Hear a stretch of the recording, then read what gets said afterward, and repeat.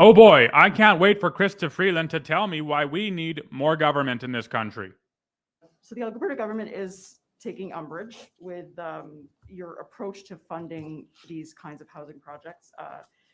They're saying that you're not consulting the provinces on the design of the programs, that the strings attached are going to make it harder to build and more expensive to build. They're saying that you're playing politics with housing, and they're saying that there's no measures to ensure that the funding is distributed fairly, like per capita, evenly across Canada. So I'm wondering how you respond to some of these concerns. Well, firstly, it's quite obvious that the federal government is indeed trespassing beyond its constitutional jurisdiction. The fact that it is right now conversing and engaging with municipalities directly instead of operating through the proper channels, i.e., the provincial government, is egregious. If the provinces decided to enforce federal law, like criminal law themselves, the feds, Freeland and Trudeau and Guilbeault and so on, would be losing their minds. But when they do it, when Freeland, Trudeau, and Guilbeault decide to engage with municipalities, completely eclipsing their constitutional domain, apparently it's legitimate, it's proper, it's acceptable. Well, there's a lot of concerns you got in there, Janet. So it was Janet, right? Yeah. Let me take a first shot at it. Where I want to start is by recognizing that we have a real housing crisis. We've just heard from Amarjeet about the housing crisis in Edmonton, and I hear the same thing everywhere I go across the country, from coast to coast to coast. Canadians have an entirely reasonable expectation that when we have a national problem of this magnitude, the federal government has to respond. We have to be there. We have to be playing a central role. Wrong, wrong, wrong. That is such garbage. The federal government is the one who got us in this mess to begin with their extensive centralization and all too powerful control. Can you imagine owning a business and having a manager of that business and walking in one day to see that your manager is losing not just 10 or 50 cents, but hundreds of thousands of dollars in your business? What would you do? Would you continue employing that manager? The answer is manifestly not, because the manager has not shown him or herself capable of achieving the goals that he or she said he or she could do. They're not efficient. They're not obviously earning profit. They are instead sinking your business. And so, because you're a rational individual and therefore aren't in government, you say, I'm firing you, manager number one, and I'm hiring a new manager with different policies and different ideas to start earning me money again. That's the way the private market works because it makes sense. What about the public market? What about the government market? Here we have a manager, call them the federal government, who for the last 8 years has been in power and whose policies have completely decimated the nation. And they're now telling us that, oh, what you need is more of us, not less. Even though we're the ones who got you into this mess, you need us now more than ever. Does that make any sense at all? The answer, of course, is no. Now, we recognize that we cannot do it on our own.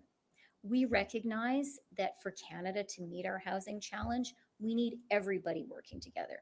We need the federal government, we need provinces and territories, we need municipalities, we need the private sector, we need the public sector. We all have to do this together.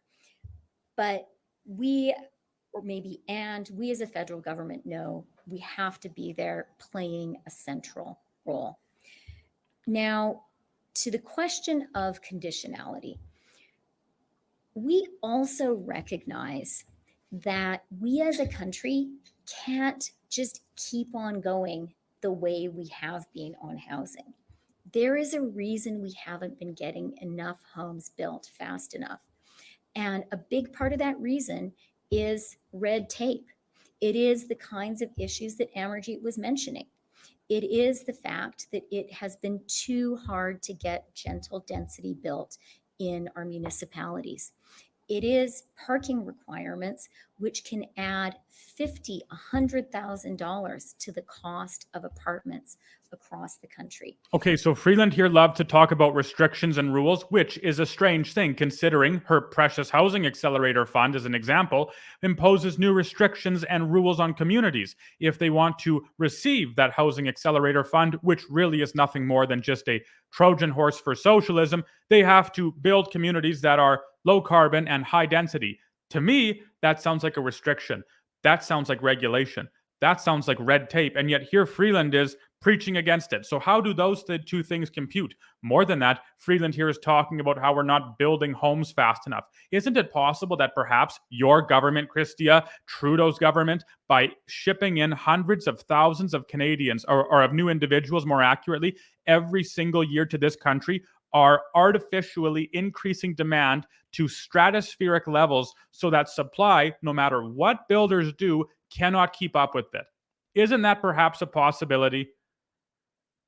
So we recognize there is a crisis, and we recognize that means we have to do things differently, and we are absolutely committed to driving that change. Now, we believe in doing it collaboratively. We believe in working with municipalities. We believe in working with provinces.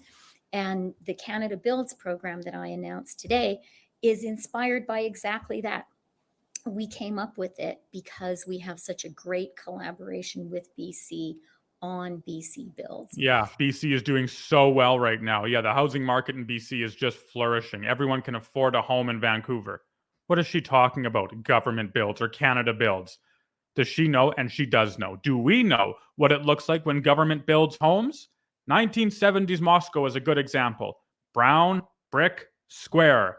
The same home on every block, every individual, every family, regardless of size, regardless of job, regardless of all these other factors, lives in the same dwelling unit because communism, socialism, Freeland's contemptible ideology cannot account for the literally millions of factors, billions of factors that contribute to the individuality of something in the private market like a home and how a home is designed. So, I am an optimist. I'm especially an optimist about Canada, about our collective ability as a country to identify what are our big challenges and to rally around working together to address them. I am absolutely convinced that housing is one of our country's central challenges. And that is why, at the end of the day, I am optimistic. We're going to find ways from coast to coast to coast to work together to meet the housing challenge. And I'm going to give you one specific example. Et après ça en français, mais plus vite.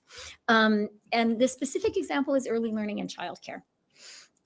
When we announced our intention to build a national program of early learning and childcare, the response was positive and enthusiastic, but also extremely skeptical. I cannot tell you how many interviews I did where, the smart reporter would say, well, it's a great idea, but it's never going to happen. And yet we now have agreements on early learning and childcare with every single province and territory. We are getting childcare down to $10 a day in many, many parts of the country. And it is at least 50% less expensive than it was when we started. Okay, so Freeland here giving an example with the Liberals' childcare policy, this $10 a day daycare, ironically is telling some semblance of truth. Let's begin with the start of her comment with childcare, where she says, I had a bunch of interviews with a bunch of smart reporters who said, well, Christia, as socialists like your idea, but it's never going to happen. It's impossible. And Freeland says, we did it anyway. And that's accurate. That's the way government operates. We cannot for one moment sit with this idea, with this conviction that well, it's a bad idea or it's a good idea, but government's never going to do it. Oh, no, no. Government is going to do it, whatever idea it might be. If it guarantees them more power, they will ensure that such a policy or such a plan or such a new program will be implemented in the country to increase their leverage and their control.